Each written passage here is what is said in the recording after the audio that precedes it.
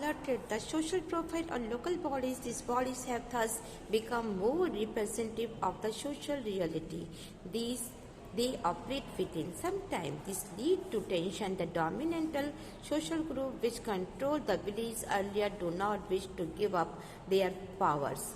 This led to intensifications of struggle for power.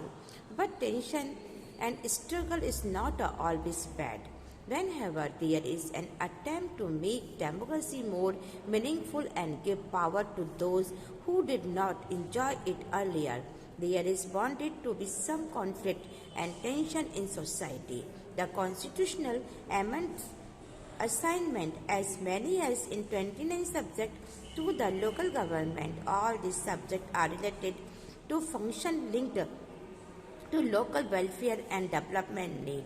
The experience within the functioning of local government in the past decades has shown that local government in India enjoy limited autonomy to perform the function significant to them, and many states have no transfer most of the subject to the local body. This means that the local bodies cannot really function in an effective manner. Therefore, the entire exercise of the electing so many representatives becomes some to snowballs, and some people criticize the formation of the local bodies because this has not changed the way in which decisions are taken at the central and the state level. People at the local level do enjoy much power of choosing welfare program or allocation of resources. Means कि कभी कभी हमने ये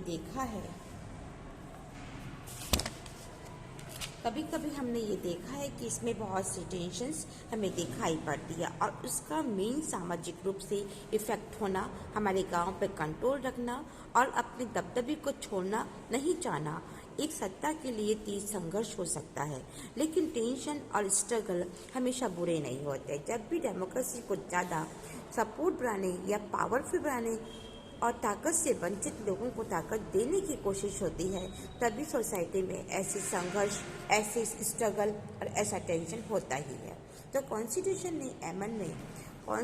के एमन 29 में ऐसे ही subject को जहाँ पे लोकल गवर्नमेंट के हवाले किया है।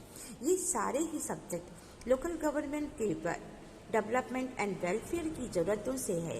लोकल गवर्नमेंट के कामकाज में पिछले डेकेड्स का अनुभव ये दिखाता है कि इंडिया में इसे अपने कामकाज में फ्रीडम करने की छूट बहुत ही कम है।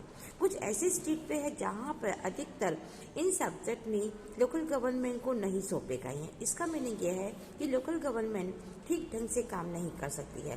इस तरह सारे रिप्रेजेंटेटिव जो हैं उनको कंट्रोल करने का पूरा काम बस ओनली एक प्रतीकात्मक बनकर रह गया है कि कुछ लोग लोकल गवर्नमेंट के निर्माण को यह कहकर क्रिटिसाइज करते हैं कि इससे स्टेट और सेंट्रल गवर्नमेंट जिस फैसले के लिए है उसमें कोई बदलाव नहीं आता है। लोकल गवर्नमेंट की जनता के पास वेलफेयर के प्रोग्राम और रिसोर्सेज अलॉट के बारे में अलग अलग अल्टरनेटिव चुनने की ज़्यादा शक्ति नहीं होती है। The local government have very little funds in their own. Local government के पास ये funds बहुत ही कम होते हैं। The development of the local body on the state and central government for the financial support has greatly enhanced their capacity or cooperative effectively. इसीलिए state government and central government finance का support दे करके अपनी capacity के according इसको अधिक operate और effectively बना रही है।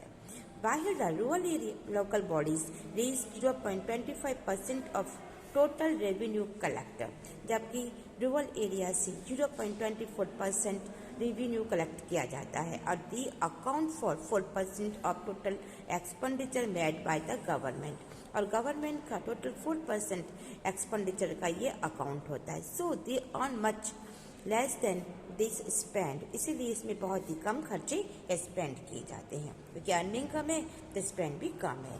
They make them dependent on those who give them grant. खर्चे कम हो ज़्यादा हो इस तरह से जो लोकल गवर्नमेंट होती है उसमें कमाई कम होती तो खर्चे भी ज़्यादा होते। इसी कारण ये लोकल गवर्नमेंट एडेड के ऊपर अपने आप को या गवर्नमेंट की सपोर्ट या गवर्नमेंट की एड के ऊपर ही ग्रांट के ऊपर ही अपने आप को बनाए रखते कि उसी की सपोर्ट पर ये चलती है। This chapter is and.